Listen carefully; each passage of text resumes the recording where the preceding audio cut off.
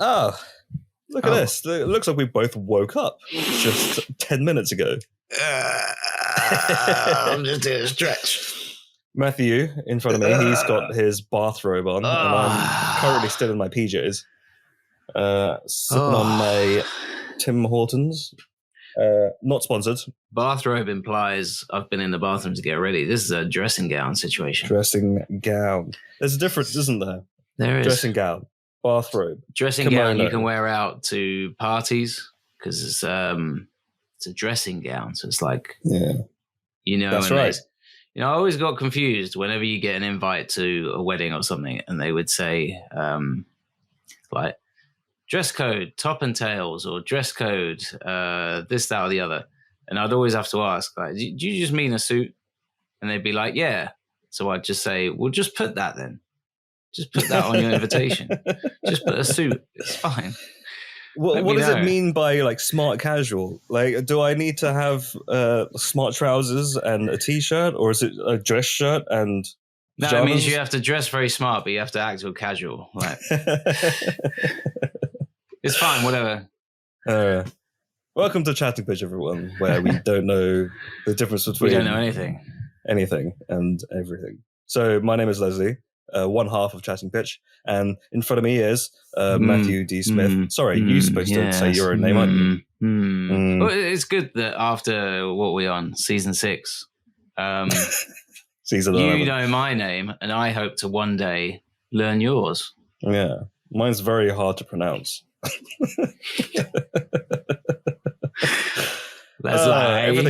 Everything's funnier in the morning, isn't it? Yes.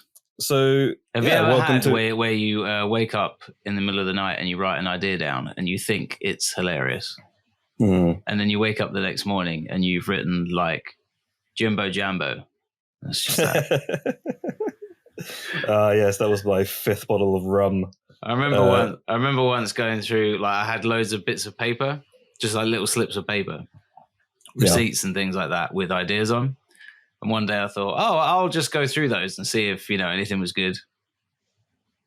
And I was making a pile, and the pile of terrible ones was much, much more significant than the good ones. And then I got to one and it just said Cockney Zumba. Okay. I don't know what that was. For what was that for? I don't know. Was that a sketch? I don't know if it was a sketch idea or if it was like a... Dragon's Den pitch. Dragon's Den pitch. Or if I was going to try and win a Pulitzer Prize or maybe a Nobel Prize. Who knows? And the winner of the Nobel Prize, Matthew D. Smith, for his idea Cockney Zumba, which has of course, changed our outlook of the entire universe. Just imagine you in front of the dragons. Look, I know what you're thinking. Cockney Zumba. I would like 1 million with 5% of the shares. I know what you're thinking. I bet you're wondering why I've got Danny Dyer standing next to me in fitness clothes. And a big hoodie. He hasn't just come from the gym. Let me just show you something. Look, he's doing Zumba. But now, Danny, open your mouth. And he just starts spouting Cockney. Right. And then they all stand up and applaud. Like at the end of the saccharine Robin Williams movies where they're just like, oh, yes, yes. If you're not doing Zumba, then you're a mug. I don't know. I can't do Danny Dyer. And they all stand up and take their jackets off and start joining in. Well, we better do what Danny Dyer says, otherwise he's gonna shank us. Was he in a movie called Shank? Oh, there was a movie called Shank that was like a Cockney. Well, probably not Cockney, but more of like a South London-y, because he's from South London, isn't he, or something like that? I don't know where he's from. The best film I've seen him in is Severance. Severance, yes, which is pretty good. Yeah, I like that. I don't remember much from it, other than a severed head at one point. Yes, and Tim McInnery standing on a landmine and having to stay there because he knew that if he took his foot off, it would all explode. Yeah, we've all been there. Anyway, speaking of which, here's the jingle.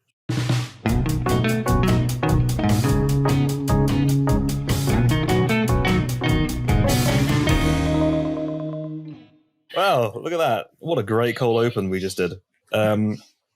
We're back with another episode, and it is, if my timings are correct, it is the end of the year, 2024. What a year, man! What have we had? What a year! What a year! What a year! What do you remember from 2024? Tell me. What a year! What a year! What a year!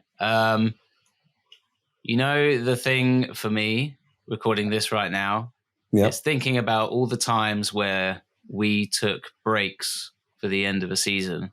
Yep. And then something terrible happened in the world. Yeah. And I'm so glad that it hasn't happened this time. Because if you look at our first break was, well, COVID happened. Yep. And I guess COVID happened first. I don't know what happened first, if we took our break or if COVID came on. I don't know. It's a bit wishy-washy. Scientists are still looking into it. And then I think between seasons 2 and 3, it was like a big outbreak. Tenacious D broke up. Also, the war in Syria, but mostly Tenacious D. Now, I think between 3 and 4, something else awful happened. I swear, every time we took a break, something, not just run-of-the-mill, like, oh, yeah, that's happening still. Yeah. It would be a legitimately... I was actually quite scared that something terrible did actually happen. What? Like during our break. So if anyone doesn't know, we did take a small break during Christmas time. And we took a couple of weeks off. And we're back for the middle of season 4 or 5 now. Who knows? Who's keeping count, really? But something awful did really happen. What? I didn't get what I wanted for Christmas. Oh, no. Yeah, that really is up there with Middle Eastern conflict and COVID. What did you get for Christmas? I thought we'd avoided our curse, Leslie, but it's happened again. Tell me, how was your Christmas? Did you have a good one? My Christmas was pretty chilled. I've got quite a few family members that are all nearby, so I'm still doing visits even now. Oh. Which is good. It's a lot, you know. Yeah. Here's the thing. I live very far away from my family now. I moved away a few years back up north, and all my friends and family are down south. So it takes me a very long time to drive to there. So I pre-planned everything, and I made sure that I saw everybody while I was down there. Didn't work out. I ended up having to travel back and forth twice. So I did about 12 hours of driving, which is great. Right. Love it. Got to stop off at least 5 service stations because Lord knows I love a good service stations. Yeah. Yeah. What's the best service station? M3 Junction 6. Oof. Those are just letters and numbers I just made up. I don't know. Yeah. Yeah. There is one called what is it? There's Kiel Station that I go past. There's is that the one run by Key and Peele? Yeah, it's nice. Key and Peele together, mashed Key and into Peele one station. Yeah, they come out and serve you at what used to be a little chef. Yeah. What happened to Little Chef? Little Chef's gone now, isn't it? It just disappeared. Yeah. Yeah. Poor Heston Blumenthal. He really tried to bring that back. He did. Yeah, and then it went all pear-shaped. Christmas, great. I had Christmas dinner. What did you have?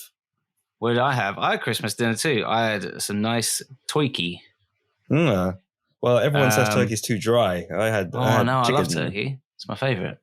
Oh yeah. Well, we not a sponsor, but we had like one of those meal kit prep boxes that got sent to us, and it had everything that we needed in it. We had parsnips, potatoes, carrots, shallots, the chicken, and we had a really big share and tear pastry. Share and tear chicken. Yeah. Share. Everybody, it's share and tear time, and it's just me and the missus. Chicken. Yeah. Bang. There was no one else there. It was just me and my missus, and we just sat there, and we had a very chill Christmas day. Everything prior to that, yeah. Anyway, that's Christmas. And then 2024. Here's something that I wanted to ask you. Seeing as we are 10 minutes in, we haven't really talked about any movies yet. Yeah, very good. What was your best movie of 2024? Oof. Oh, that's a good question, isn't it? Talking about this with my wife. We could do best and worst. Ago. Go on. Oh, best and worst movie. I don't know if I've seen enough bad movies to say the worst. I think I have. Okay. Because during Christmas time, you saw some humdingers, didn't you? Yeah, with the in-laws, it was just there was one movie that was suggested only because my partner's mother has seen every movie known to Netflix and Disney Plus and all the streaming services. She's seen them all. So we were hoping, oh, you know what? There's a new Christmas movie out, which is Die Hard in a airport called Carry On with Taron Egerton. Yeah. And we planned it. We thought, we'll get there and we'll be like, hey, everybody, let's watch this movie. No one's seen it. Turns out she's already watched it. So as soon as it comes out on Netflix, she's watched it. She watches it. She saw Carry On. She heard all the innuendo gags because we love a Carry On film, don't we? Oh, you've put that up the wrong terminal, nurse. All that sort of thing. Yeah, I haven't seen Carry On, so I don't know. It's good. It's a good movie. Yeah. If you like your Die Hard-esque narratives where it's like Die Hard in a building, Die Hard on a plane. Well, this is Die Hard in an airport, which has kind of already been done. Die Hard 2. Die Hard 2. It's Die Hard 2, but it's in a skyscraper, and Hans Gruber's there. Yeah, which is Die Hard. That's Die Hard 1. 1, yeah. Yeah. Die Hard 3, Die Hard in New York, which is arguably the most underrated Die Hard, I think. I think Die Hard 3 is great.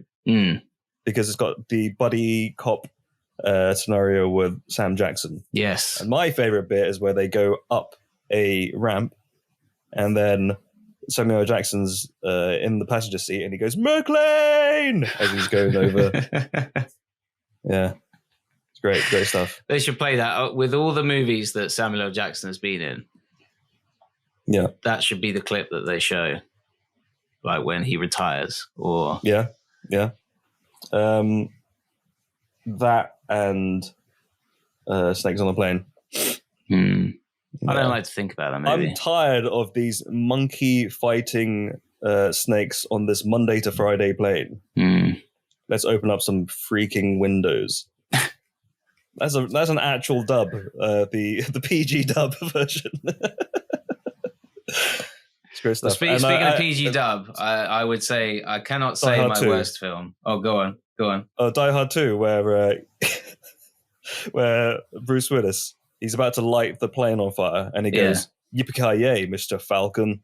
Because at that point, who cares? Yeah. So the movie's pretty much over, so we can just put whatever we like. Go on. What were you going to say? I was going to say I can't really talk about worst films because all the films I found boring were boring because they were for young children. So I can't even critique them because... Oh, yeah. I was going to say what the worst film that I saw of 2024 was. It was a movie called Dark Game on Netflix. Don't watch it. It's really bad. Was that the one that you showed the poster for? And I said... Yeah. So it had all the things that you wanted, which was primarily a TV actor... Yeah, with the name above the title. They were scowling and they were holding a gun pointing it somewhere. Yeah. And I said, if you've got those three things, you're on for a winner. Here's what when the first 5 minutes of the movie, I could already tell it was going to be awful because the budget was low. The camera just seemed like a very budget camera. You can tell when there's like a TV movie quality camera where it's like the depth of field isn't really there. And it looks like it's shot on video. Okay. Acting was not very good. The set designs were very low. And also, you know what also gripes me about certain movies is when the user interface of whatever technology they're using looks like it's been done on Microsoft Paint or PowerPoint. Okay. And it's just, put some effort in, mate. Like, just come on. Yeah. But yeah, it just wasn't a very good movie. It was just, and I said this to you over text. There was a group of us, you know. There was my partner, her mother, and then also my partner's sister-in-law. We were all bored out of our minds. So some of us were falling asleep.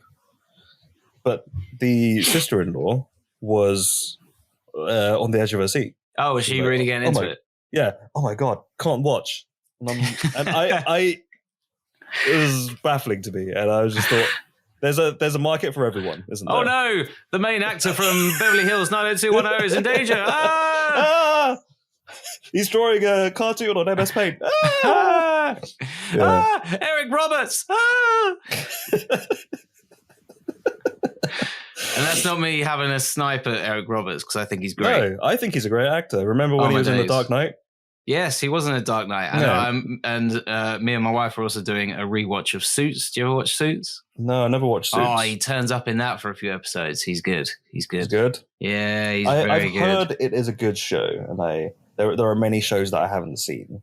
You know, there are many shows that I haven't seen, many comedy shows that people say you have to watch it. You know, I just haven't gotten around to it. Turns out you don't have to. No, because you haven't died yet. There's too much out there. You know, when someone asks me, "Have you seen this?" Oh, you got to watch that. I'm like, well, I haven't watched like a billion other things. I haven't finished listening to Chatting Pitch yet. Okay, so that was good plug. Good plug. Oh, speaking of which, right? Anyone who's listening now, we need to do our sponsorship message. We probably should do our sponsorship message. Here at Chatting Pitch are sponsored by Chatting Pitch. That's the right. Best podcast. Yeah, I certainly have ever heard, apart from all the others. And I think you will really, really enjoy it. You just hit that subscribe button, and soon it will be your number one, apart from all the others. If you're subscribing on YouTube, do the subscribe button. If you're listening on podcast streaming platforms like Spotify, follow. You know, if you're listening to that on that well-known streaming platform, podcast. It's I just keep typing podcast into Google, and it doesn't come up with what I want. Look, it's 9:30 in the morning. How do you spell podcast? Am I spelling it right? P. Is there an umlaut? Umlaut. Isn't it umlau? A podcast. Anyway, what's your worst movie of 2024? Can you say what movie bored you? Let me check release dates. I can tell you about my favorite ones, because I was I was talking about this the other day. I could not decide Let's do it backwards then. Let's do it backwards then. Let's say I say my worst one, and then we both say our best ones, and then you end it with your worst one. Go on, and you say your best one. It's like a worst movie sandwich with good movies in the middle. Go on, and you say your best one. It's a toss between two. It is a toss between two. I'd say it's a toss between Godzilla -1. Oh yeah. Or I think that was 2023 though. Was that 2020? Okay, well that's out of the window then. I swear it came out this year. Maybe the UK got it late. I've got a review for it, December 2023. Oh no. Yeah. Okay, that was last year. I think maybe because it won an Oscar this year. I thought it was 2024. Maybe not. Whatever. Let's not confine ourselves. Well, that was last year. It's a good movie. Yeah. Best movie of 2023.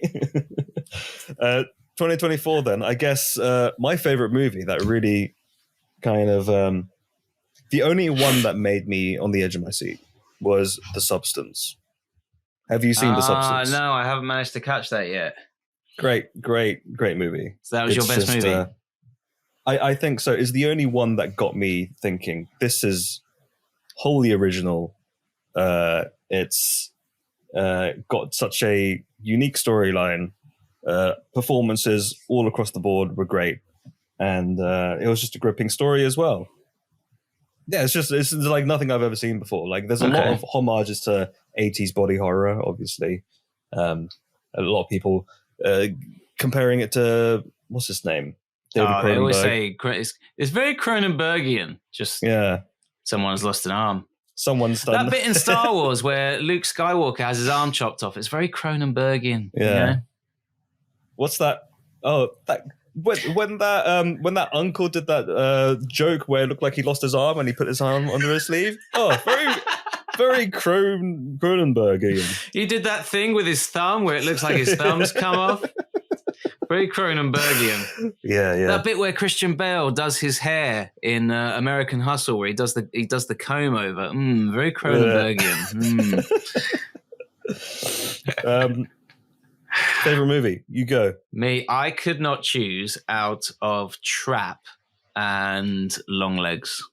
I reckon. Well, of the two movies that you speak about the most, it'd probably be Longlegs, wouldn't it? I attempted to rewatch both. Yes. Trap was just as good second time round. Yeah. On the old Blu-ray. I tried to watch Longlegs the other day because the wife is not a Nick Cage fan. Okay. So I thought, okay, I'll watch it while she's out. She took my little boy out as well. I've got a couple of hours.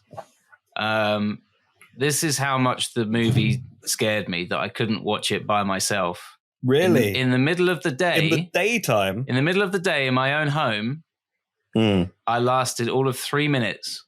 Oh, dear. Before I said out loud, screw this, and turned it off.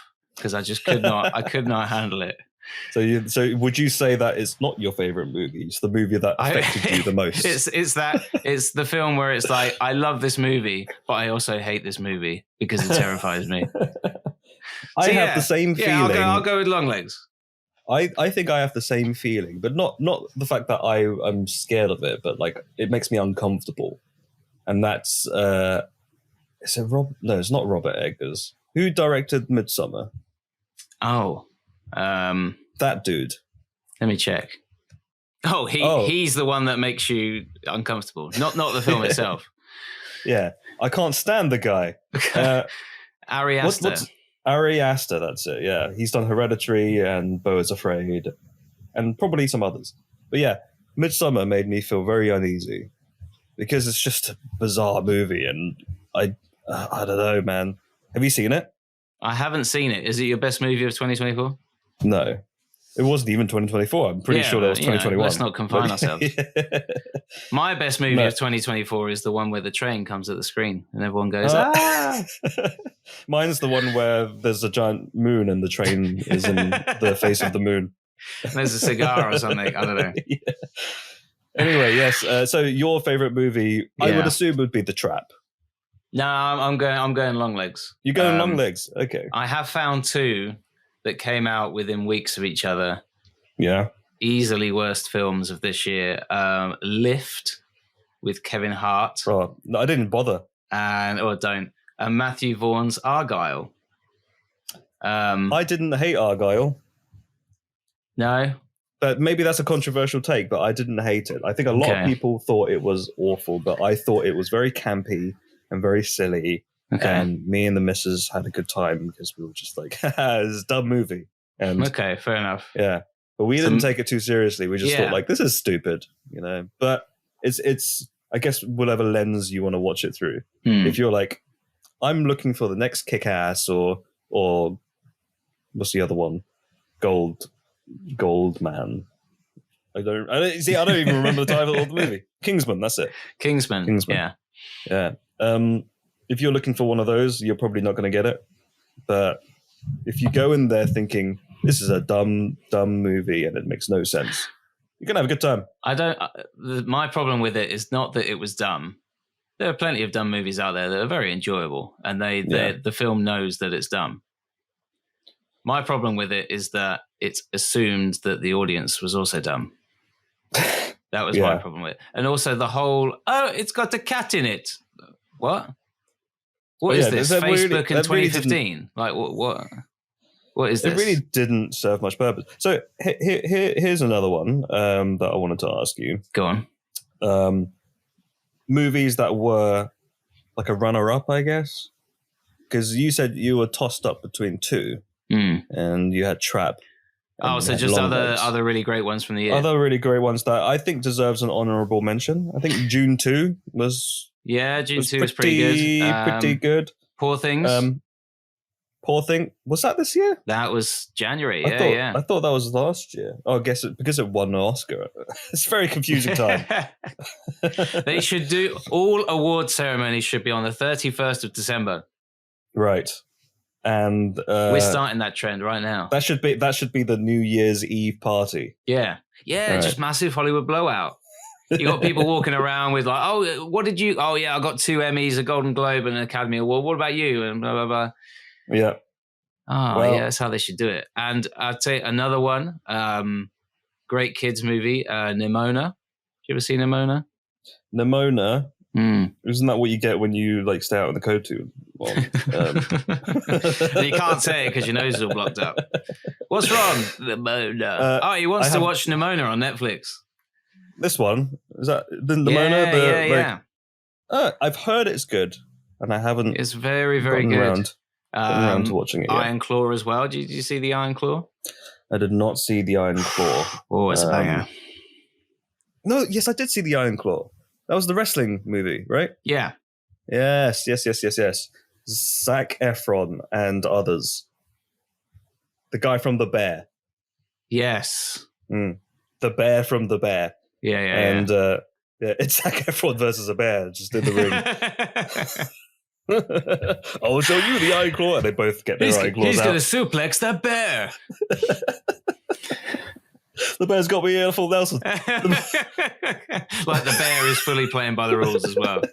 Yeah. Like the ref tells the bear to get off and he's like, fine. And it's the same bear from The Revenant.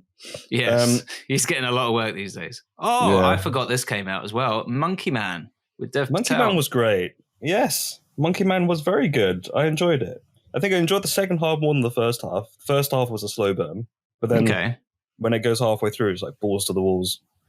This is crazy. I liked the whole thing. I liked the whole thing. Hitman as well. Maybe not quite up there with the others that I've mentioned, but Hitman, not to be confused with Hitman. With Timothy Oliphant. Yes. Two very similar titles for very different movies. It's just that little space. It's that sign of quality. What else we got? I think that's about it. I mean, there's others that were okay, but wasn't. Yeah. You know what? Mad Max Fury, not Fury Road. Mad Max Furiosa. The Mad Max Furiosa saga. Yeah. Another confusing title. 2024 is a very confusing year. Yeah. I mean, do you remember? It culminates in a very confusing megalopolis. I mean, that's not. No, I don't think that was worst or the best. I think that was very middle. It was its own thing. Yeah. And the award for most megalopolis, Wicked. Who knows? Okay, so let's move on to the next topic. Yes. Why don't we do a very quick review of this year's favorite Christmas movie from the UK? I say favorite, it's because there's a lot of like positive discourse online. Everyone seems to be loving it. They're like, hey, this is something I remember from 20, 30 years ago. And that was Wallace and Gromit, Vengeance Most Fowl. It's double entendre there. And they do say the title in the movie. Yes, I did catch it. Because the characters are called Wallace and Gromit. Yep. Double. Yeah, it's double. A duo. Double. Yeah. So, what did you think of the movie? From my 8 viewings of it in the last 3 days, because my son loved it as well, I really enjoyed it. Good. Me too. I think especially... You watched it 8 times. Something like that, yeah. Well, it's a good thing it's only like an hour long, so like... Yeah, but every day he was like, Wallace and Gromit with the penguin. But didn't you say that he fell asleep the first time? No, he stopped watching it halfway through the first time. But then after that, he became a bit obsessed with it. Sorry, my mistake. My partner fell asleep. She didn't actually finish watching it. So here's what happened. On Christmas Day, I was like, you know what we're going to do? We're going to watch the new Wallace and Gromit movie. have you seen The Wrong Trousers? And she said no. I was like, oh, okay. I grew up on The Wrong Trousers. Well, you're going to be very lost then. Let's start it. No, we put on The Wrong Trousers and she enjoyed The Wrong Trousers. But then she couldn't get through. To be fair, we did just have a very big chicken Christmas dinner. Oh, yeah, you had your tear and share. Yeah. We had a chicken tear and share. And we were just like, oh, you know what? Let's just like lounge in the living room and put on Wallace and Gromit. But I probably should have just put on the new movie instead of mansplaining her The Wrong Trousers. Which I didn't do. I just put it on. I just like, you haven't seen it, let's watch it. I think that's fair though, because I think you do need to understand a bit of it, because otherwise you'd be thinking, why is this penguin just hate this man? They do a very quick speed run at the beginning, like a quick recap, but there's very little context. Gladiator 2 style. Gladiator 2 style. Yeah, Ridley Scott did the paintings and everything. He did the painting of the penguin on the zoo. Did you catch that? Fun. He's so talented. Yeah. He has so many projects going at once. Yeah. So I'd love to hear him saying that in the interviews. I was doing Gladiator 2 and working on the new Alien project and the giant penguin painting in Wallace and Gromit. That was me. And I liked the penguin. I think he's the most it's, you know how they always say you don't want a masked character because you can't show any emotion, really. Like that's essentially the same thing, because his face does not change at all. But he's so expressive. It's so expressive, yeah. And it's just the way there are moments in it that I don't want to spoil, but it's just it made me chuckle. But if I were to compare The Wrong Trousers with Vengeance Most Fowl, I still think The Wrong Trousers reigns supreme, because it's just the perfect little half an hour movie. But it could be nostalgia talking. I am very biased with that. I grew up on it, and I mean the penguin. My favorite bit in The Wrong Trousers is when there were actually two favorite bits. The diamond heist moment, where he's outside the window and he's doing the crane game, essentially. That's great. The whole section was very nail-biting. And my second favorite bit is where they're doing the train chase and Gromit runs out of track. So he has to really quickly build the track as he's on the train. Yeah. With spare track pieces. I love that bit. Yeah. Yeah. Where he's like going under the table and Yeah, it's great. And then the penguin's plans are foiled, and then he falls into a bottle, and he's perfectly shaped into that bottle, and his head's popping up. Perfect. I would love that as an ornament in my house, just like a bottle with a penguin in it. Yeah. Anyway, I loved The Wrong Trousers as a kid, and I think a lot of that played into, and I think that's what the main audience of this movie is. Everyone who grew up on Wallace and Gromit, who loved the first, like, however many short films, especially The Wrong Trousers, which is interesting because they hadn't done anything referencing The Wrong Trousers at all until now. Whereas they had done spin-offs of A Close Shave, which is i.e. Shaun the Sheep. Yeah. A whole big thing with that. Haven't seen any of it, but I'm sure it's good. There are some good ones. There are some okay ones. Yeah. Yeah. But yes, I loved it. You loved it. I love the visual gag in Vengeance Most Fowl towards the end, where one of the police officers talks about how Wallace has been. Is this spoilers, by the way? Are we talking spoilers now? Okay, yeah. We'll save it for spoilers. I would say they had to obviously find a replacement for the voice of Wallace because Peter Sallis passed away a while back. I think Ben Whitehead does a pretty good job. Cracking job, lad. Yeah. We're doing the hand thing. The hand thing. Anyone who likes Wallace and Gromit knows what we mean when we say hand thing. Yeah. I would say he almost sounds like a little strained when he's doing the voice. He's doing a Peter Sallis impression, isn't he? Yeah. So, it's pretty good. It's pretty good. Pretty decent. I mean, it didn't take me out of the movie at all. I was like, oh, that is Wallace. Yeah. and Gromit sounded exactly the same. Yes. So let's do our rating system. So anyone who is a new listener, let's explain our rating system. Okay. We basically say we rate movies. We rate movies, not out of 5 stars, but out of chatting you need pitch more than letters. That. Okay, yeah. Well, how would you say it? Okay, so if we gave it a C, that's the lowest rating. That's pretty bad. If we give it a full chatting pitch, then that means it is 10 out of 10. The best movie ever. Chatting, maybe it was halfway, 50-50. 2.5 stars or whatever. I think I'm going to give this movie a chatting pit C. Oof. Almost 10 out of 10. Up there. Almost 10 out of 10. Because I just think it was a very solid movie. The only point that I would take it away is, I think maybe because the first Wrong Trousers short movie had a very small cast. But then in this new one, it's expanded into loads more characters. Okay. And I just wasn't a big fan of the other characters. I just wanted to see Wallace and Gromit do their thing. Yeah. You know? I wanted the core members of the crew. Yeah. But they had to expand it, they had to make it a lot longer. You wanted the Beatles, you didn't want the Beatles featuring Yoko Ono.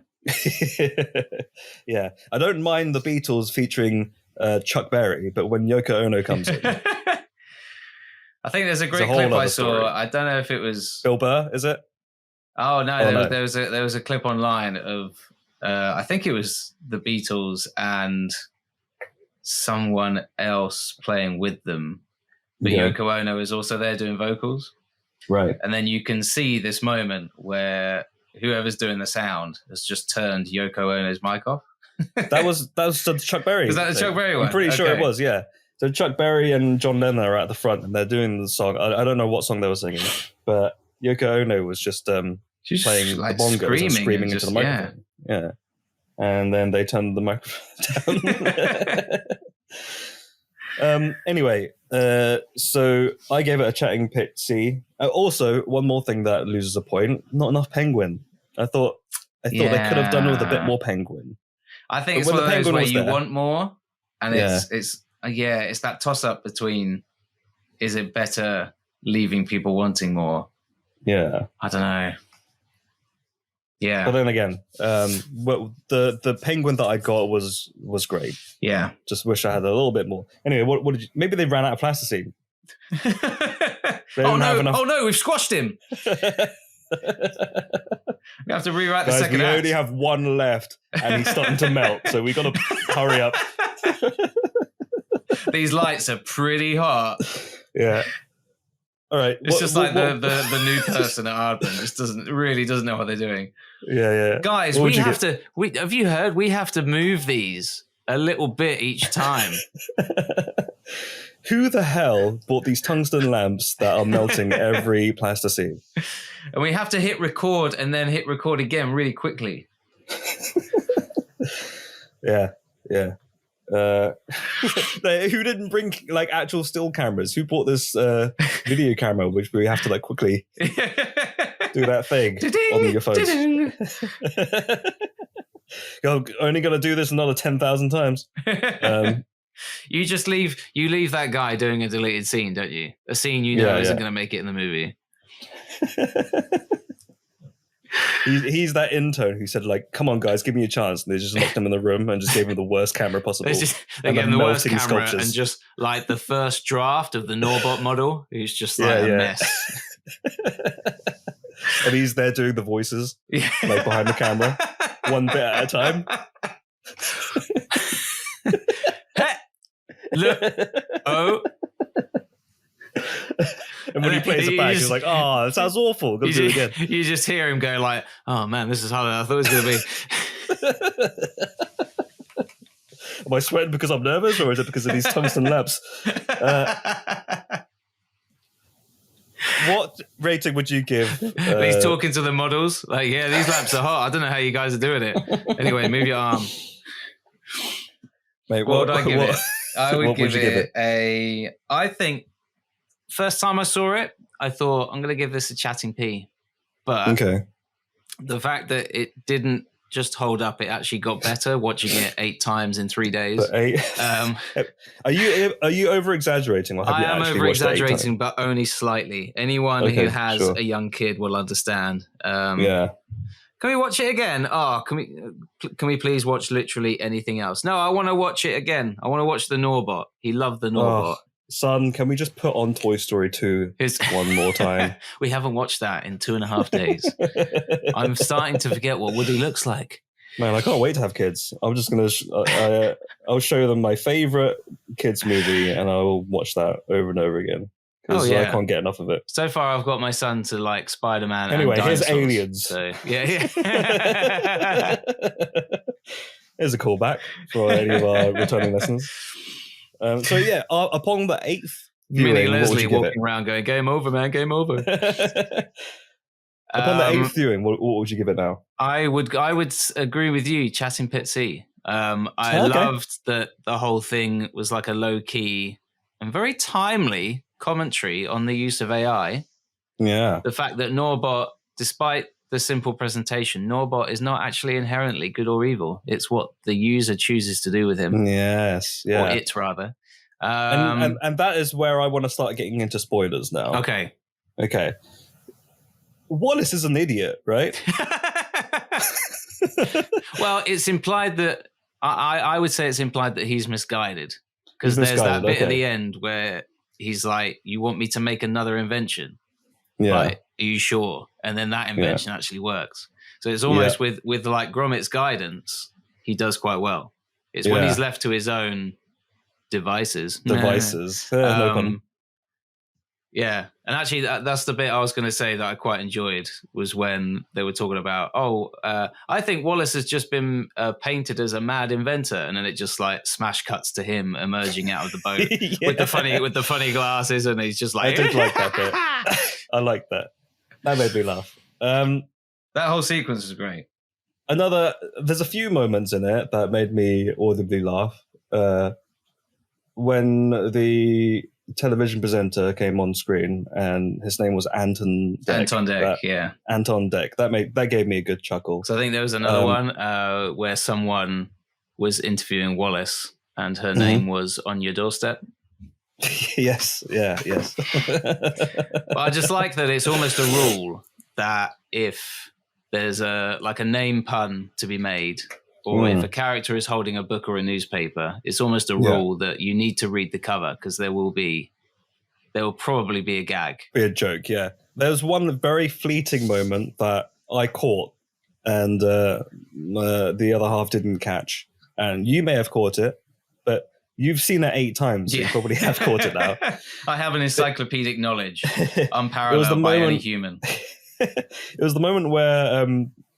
I couldn't remember who was it the Penguin hacking into Wallace's computer, right? It does the little I liked the gag where, this isn't the bit I was referencing though, but I did like the gag when he had to do the "Are you a robot?" capture. Yes. And he had to pick which one was cheese, and then he wasn't sure whether or not the moon was cheese or not. Yeah. And that was a nice little callback to the first Wallace and Gromit where they go to the moon.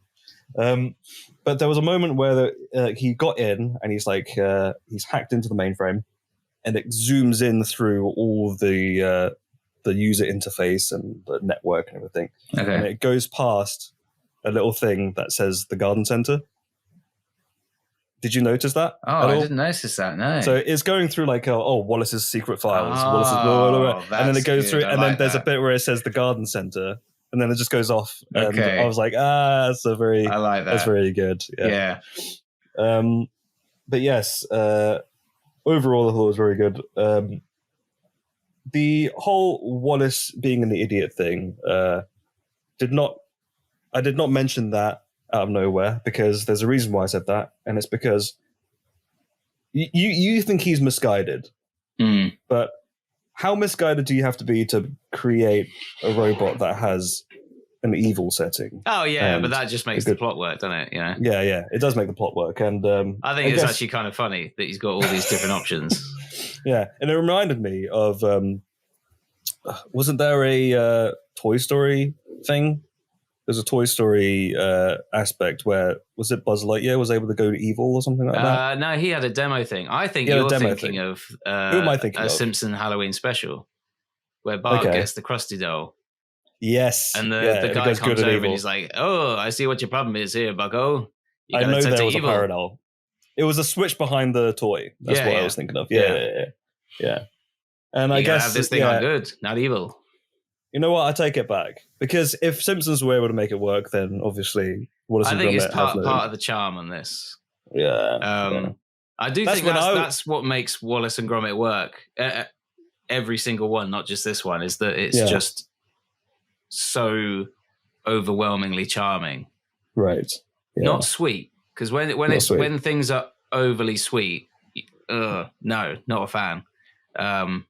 You know, there was one bit that tugged on my heartstrings, and it was the bit where Wallace looked at Gromit, who was, by the way, treating him like the dirt on his shoe throughout most of the movie, but only because of his ignorance. Like, he just doesn't know any better. Yeah. But then the moment when Gromit is, we're in spoiler territory now, but like he's about to die. Yeah. And Wallace says, "I can't go on without my friend." Yeah. And my partner had passed out like on the sofa, and I was just there, blubbing away, teary-eyed a little bit, and and that bit really got me. I don't know about you, but yeah, that was that bit got me. I was like, quite emotional. I can't take it anymore. Put long legs on. I love it when they put a little bit of tear around Gromits' eyes. They're good at that, aren't they? Yeah, very good at that. They did it in the Wallace and Gromit. Sorry, the Wrong Trousers, where he was gonna leave home. Penguin and Wallace was getting the. Oh no, Feathers McGraw is his real name, isn't it? Yeah. They were buddying up, and then he decided to put on his big yellow rain jacket and walk out of the house. His hobo stick. Hobo stick. Yeah. Anyway, yes, that's the movie. Do you have anything else to add? I would just say I love the gag where it's the police officer is giving his speech, and he talks about something about enjoying the fact that there are so many uninformed police officers. Yeah. And then he's like, "Oh no, uniformed. Sorry, can't read my own writing." But yeah, we could just sit here and list all the gags that we enjoyed because there were so many. Speaking of gags, let's create our own gags. Go on then. Yeah. Go on then, mate, as it's the premise of this podcast. Yeah. Here's the it's not really mid-break jingle anymore. It's towards the end. Late break jingle. Late break jingle. Here we go.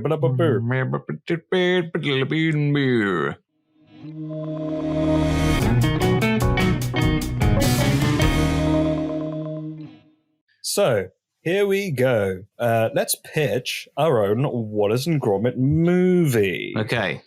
So ideas. What have we got? We've got Wallace, who's the mad scientist. We've got mad scientist, inventor. We've got Grallace, the mute dog, who basically are we doing like a rip-off? Are we doing a rip-off, or are we doing like just call him Grallace. Our own story? So should we make? I didn't mean that. That was a mistake. Let's not go down this. No. Let's not go down this route. Why? Grallace? It's Mattis and Grallace.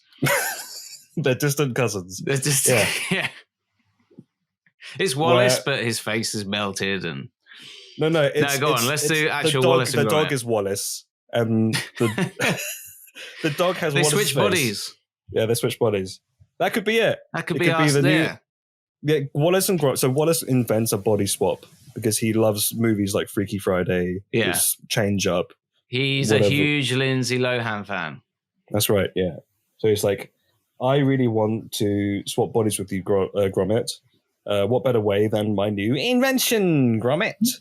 And then he pulls body the swap, lever. Gromit.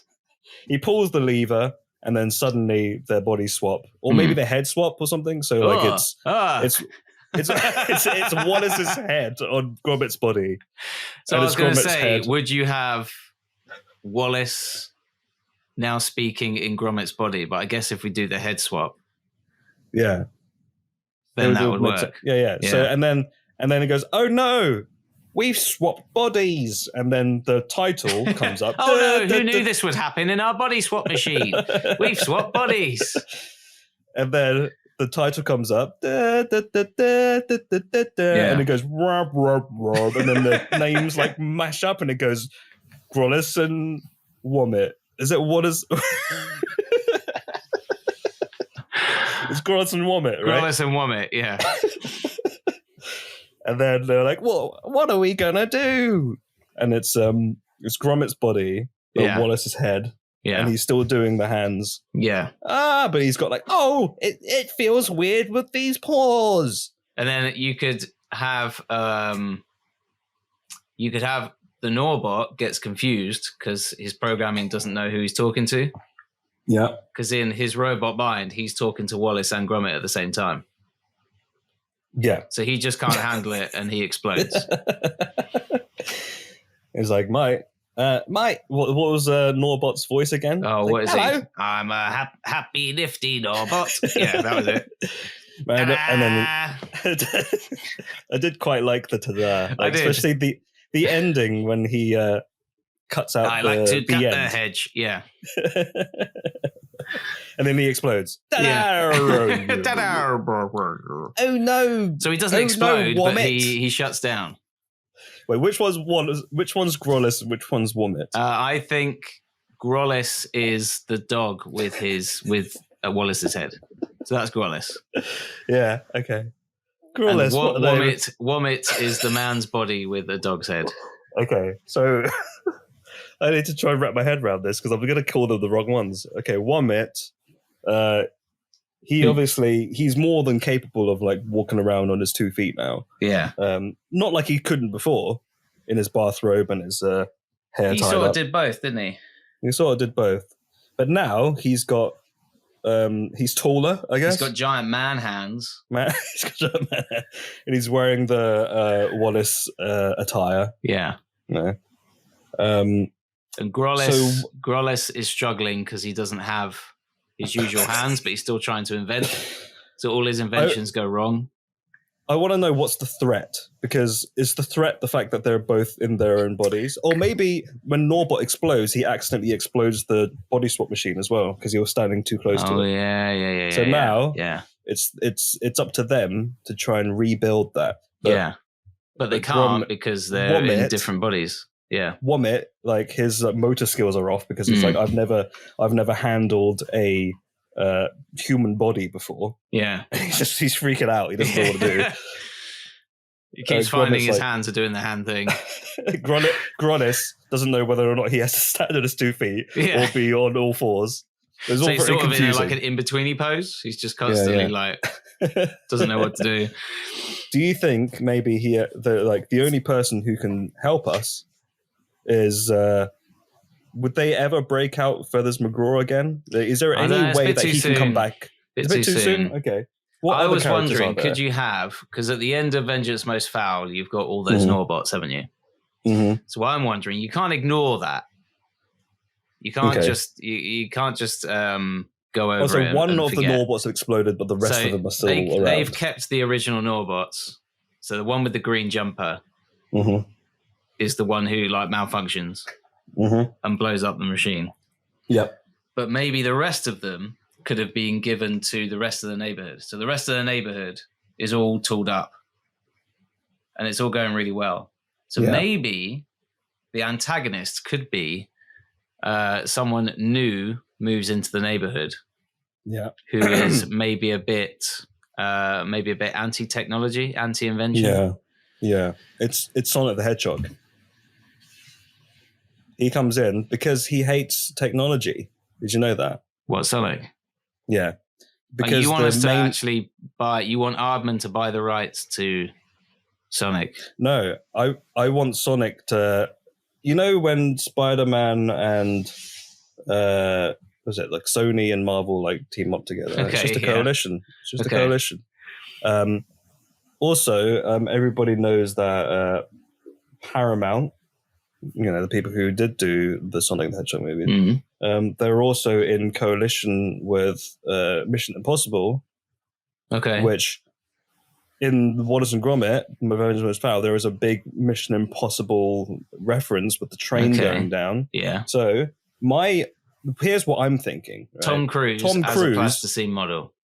Tom Cruise, like way in the back, was like, "Hey, Nick Park, I really like your Wallace and Gromit movie. Can we put in Sonic the Hedgehog, another one of our amazing Paramount Plus properties?" Because we all know that Paramount Plus, Nick Park. Because we all know that if we did this, we'll have multiple verticals and what was it? A bit of long shelf life. That's what he said. Yeah, maximized vertical shelf lives. Yeah, I don't know. So you're suggesting a Warner Brothers Paramount crossover? Yes. Where Tom maybe. Because usually the human characters almost not fade into the background, but they take a bit of a back seat sometimes, don't they? And it's usually Gromit against some sort of animal antagonist. I'm thinking like Feathers McGraw. I'm also thinking A Close Shave, where it starts off as being about Wallace and Wendelin, and then it ends up being pretty much Gromit versus Preston. The robot. Preston, the robot dog. Yeah. So could you have Tom Cruise turns up as the neighbor who's anti-technology? Yeah. But he's also got a blue pet hedgehog. Yeah. And Tom Cruise is wearing a T-shirt that has every single Paramount. It just says Cruisin. Plus. It says Paramount Plus on it. Okay.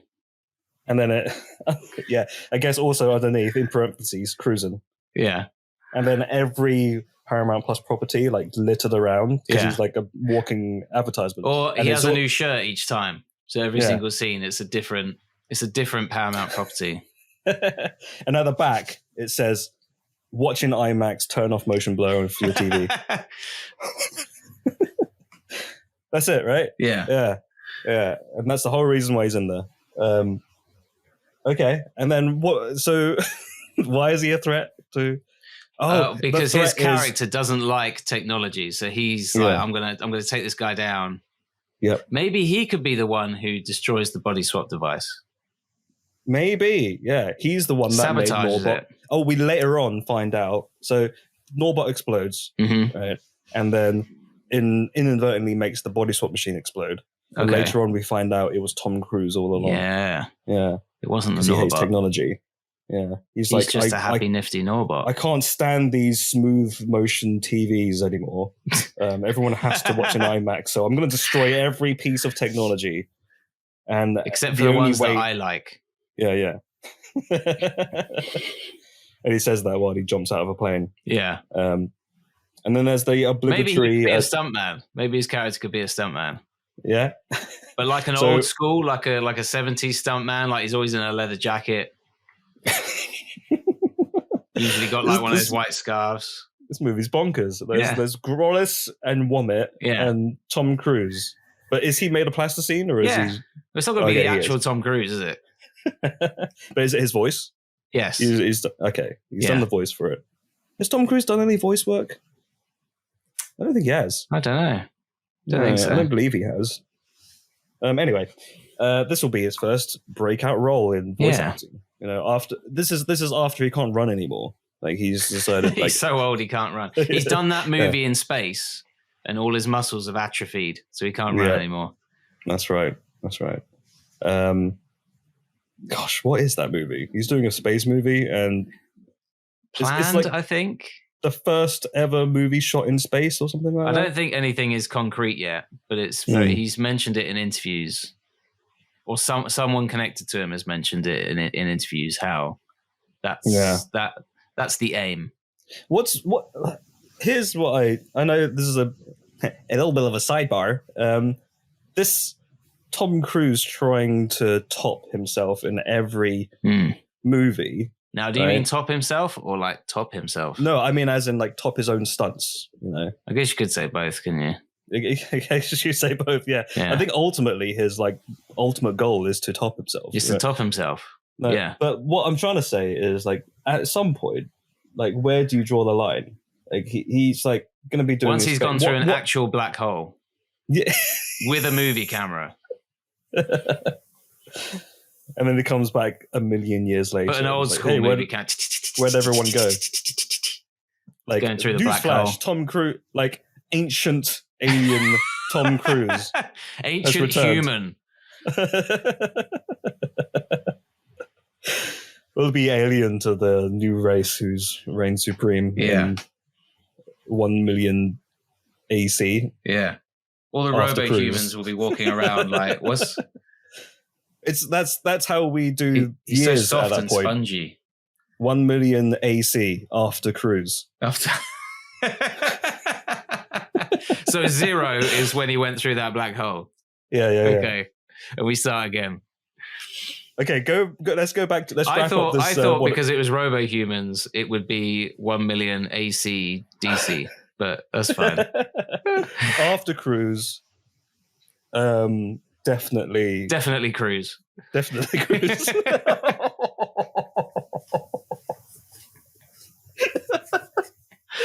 And then we start again. Then we start again at 0.